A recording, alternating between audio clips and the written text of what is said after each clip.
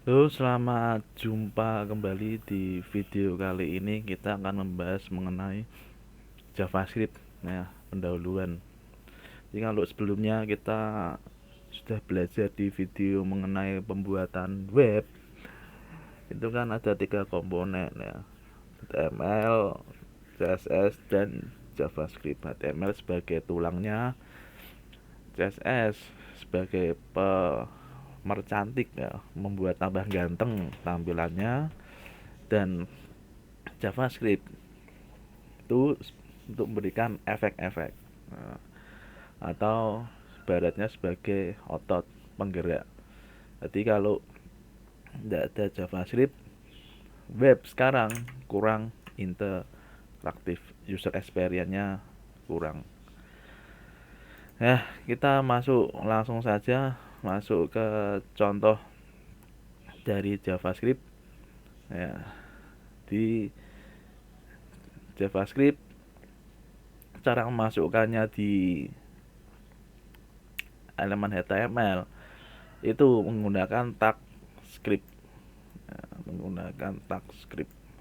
Dengan tag script di sini ada elemen paragraf ya, tag buka, tag tutup. Nah, diberi ID demo di tag paragrafnya. Kemudian di script ini ya, cara bacanya apa? Dokumen apa nih maksudnya? Dokumen berarti cari di dokumen. Dokumen itu ada di mana? Di dalam body yang elemennya mempunyai ID demo. Elemen yang mempunyai ID demo mana? Ya ini, ID demo di sini. Kemudian inner HTML. Maksudnya apa nih ya? Di dalam HTML tersebut diisi tulisan halo JavaScript.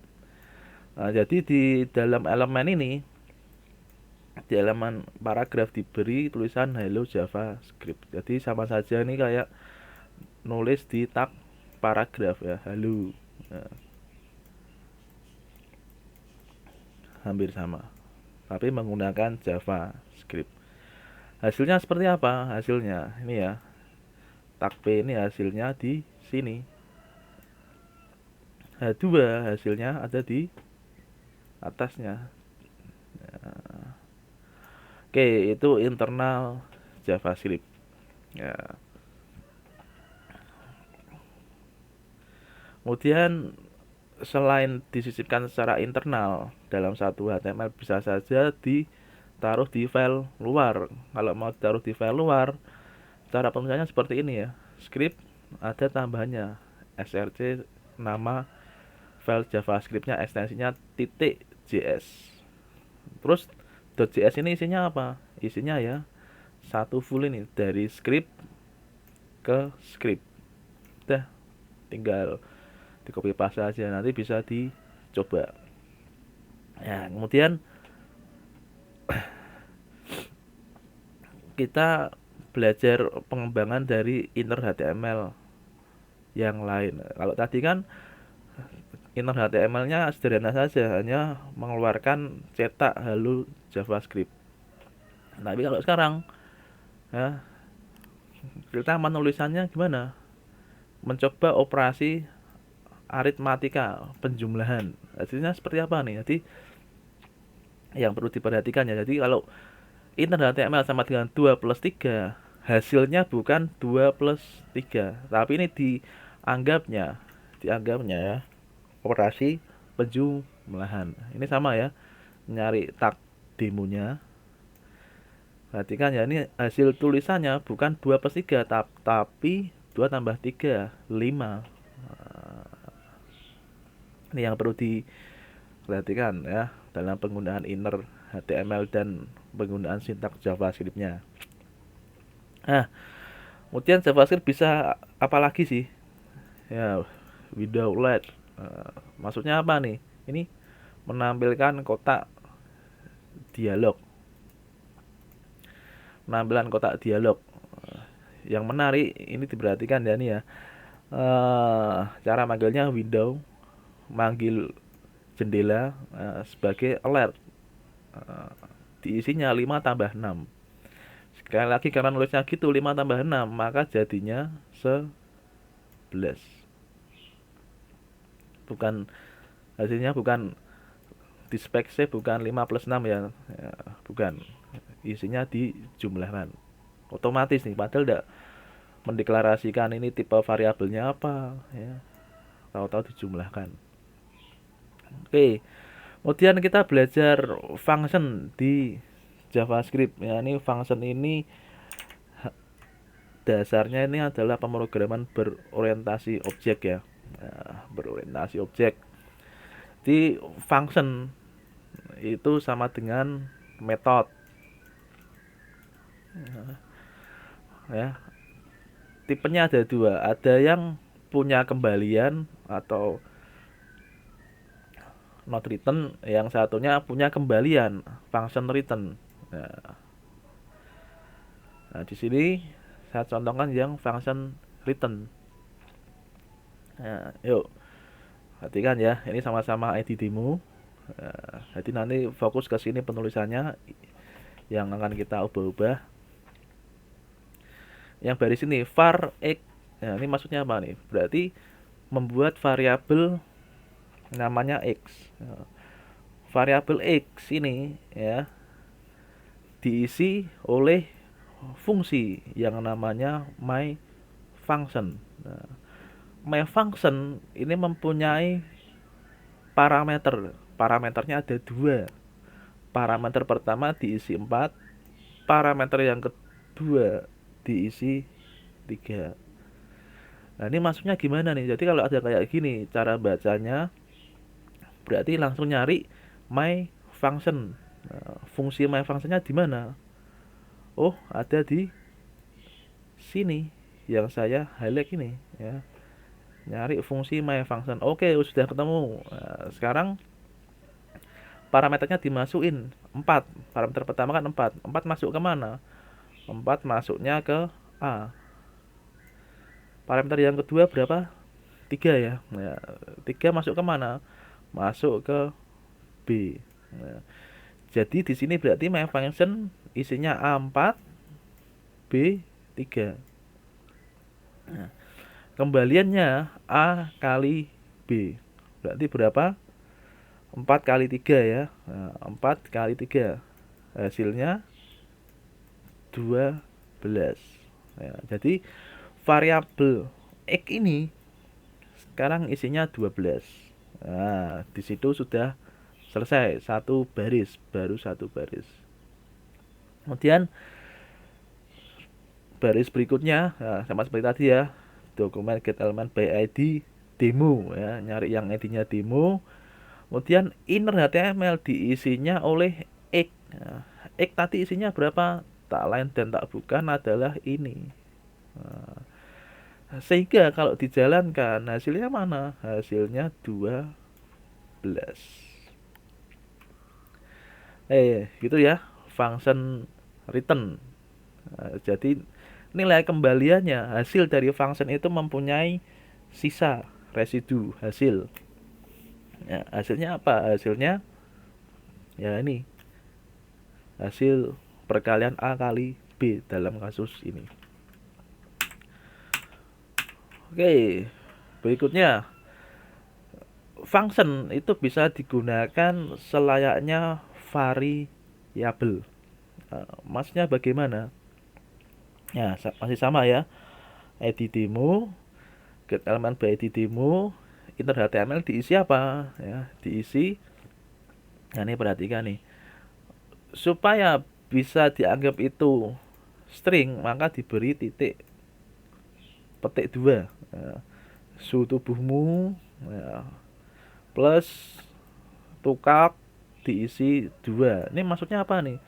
Tukak ini adalah function ya, function yang mempunyai kembalian return, diisi parameter 2. Nah, berarti kalau sudah kayak gini langsung loncat ke sini, function tukak, parameternya berarti isinya 2, kembaliannya berarti 18. Ini ya 18 dikali 2 sama dengan 36. Sehingga tukak ini isinya sekarang 36. Nah, kemudian cetak Celsius. Hasilnya seperti apa? Nah, ini ya, suhu tubuhmu dari sini. Suhu tubuhmu. Kemudian 36 tukak ya di sini. Celsius di sini. Di penggabungan antara fungsi dan string.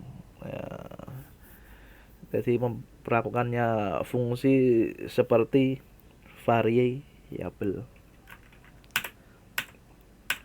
P, lokal variabel. Nah, ini maksudnya apa nih? Jadi masih ada hubungannya dengan fungsi. Masih ada hubungannya dengan fungsi. Nah, di sini ada dua tag paragraf ya, tapi ID-nya berbeda. Yang satu diberi nama demo 1, yang satunya lagi demo 2. Kemudian kita langsung masuk ke tag JavaScript-nya. Tag JavaScript-nya dia manggil my function. Ya, my function. Langsung nih. Apa yang terjadi ketika manggil my function? Yang terjadi langsung meloncat ke ini. Nah, inilah contoh fungsi yang tidak mempunyai nilai kembalian. Kan tidak ada returnnya seperti ini, tidak ada. Ya, definisikan dulu variabelnya. Var kotamu sama dengan Semarang. Berarti ada variabel namanya kotamu diisi Semarang. Nah, kemudian nanti biasa ada get element by ID, panggil menurut ID-nya demo 1 ya. Kemudian inner HTML diisi apa? Tab of kotamu. Ini maksudnya apa nih? Ini adalah dia mau nulis ini tipe dari variabel kotamu. Variabel kotamu mana? Ini Semarang ini yang sudah diisi Semarang ya. Jadi variabel kotamu ini tipenya apa nih kalau diisi Semarang ya? Tipenya ya, nanti kita akan lihat hasilnya ya. Jadi ini tipenya string, integer dan lain-lain. Kemudian ini spasi ya. Nah, disambung lagi dengan kotamu. Kotamu tadi isinya mana? Semarang. Hasilnya seperti apa? Hasilnya seperti ini. Loh, ini kok keluar string ya Pak ya? Ini keluar string karena gara-gara ini type of kotamu string. Ini kok keluar Semarang kenapa? Lah ini kan isi dari variabel kotamu Semarang. Ya, itu yang demo 1 yang atas. Kemudian kita masuk di yang demo kedua. Isinya dari mana? Dari bawahnya. Sama, dokumen get element by ID, pilih yang demo 2 ya. Inner HTML, tab of kotamu. Ya, hasilnya seperti apa? Hasilnya dia tidak mengenali, undefined. Karena apa? Kok bisa gitu? Karena kotamu ini ya, letaknya sebelumnya kan di dalam fungsi namanya my function, tetapi di luar tapi di demo 2 ini mau menampilkan tab of kotamu ya tidak bisa. Nah, karena var kotamu inilah yang dinamakan lokal variabel. Yang bisa tahu siapa? Yang bisa tahu hanya di my function saja. Di luar fungsi my function tidak bakal tahu. Nah, kebetulan di demo 2 ini inner HTML-nya letak tab of kotamunya di luar fungsi, maka keluarnya undefined. Nah, kalau dari tadi banyak teorinya ya, kita akan melihat contoh kegunaan JavaScript yang nyata. Jadi kalau tanpa JavaScript, ini tulisan seperti ini kan kurang menarik ini. Hanya selamat datang di web profile saja, selamat menikmati ya, kurang menarik. Tapi bagaimana kalau tulisannya? Ini saya masih ini ya, pakainya HTML ya. Eh, ya, disimpan di directory test. Tapi kalau saya tambahkan JavaScript, jadinya seperti ini.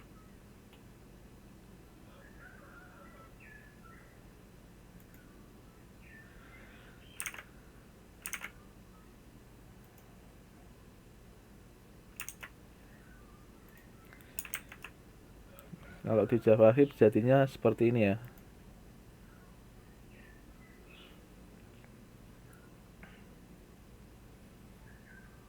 Ya, jadi ada efek tulisan bergerak. Nah, ya, jadi lebih menarik ini ya. Jadi kalau orang melihat gini berjalan, kok bisa gitu ya?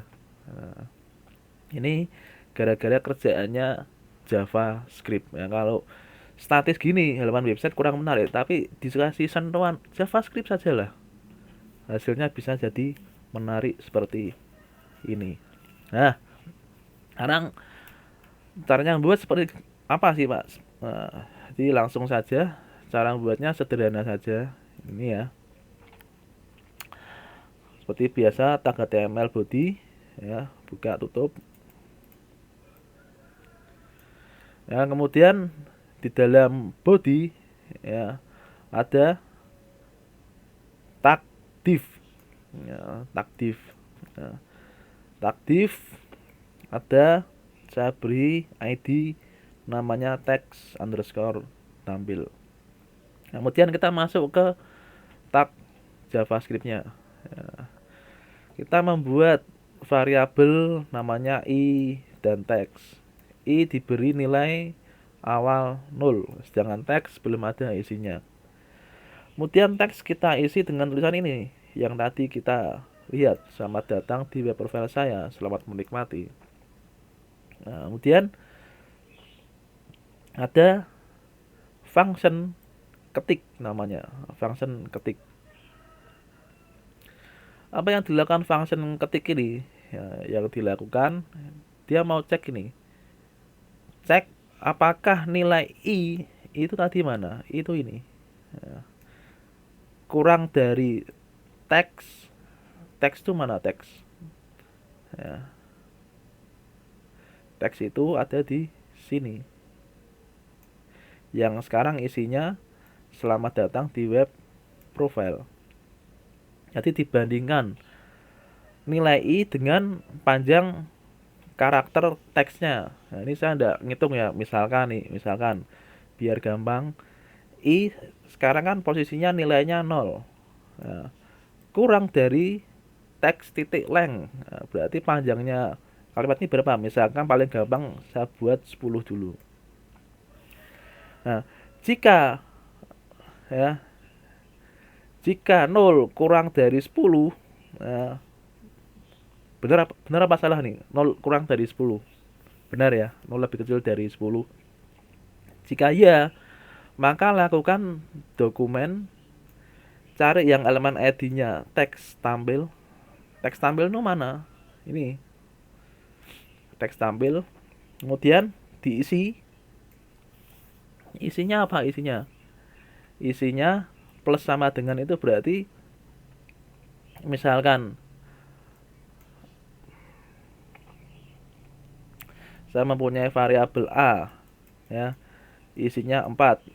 Nah, kemudian ya, a di plus sama dengan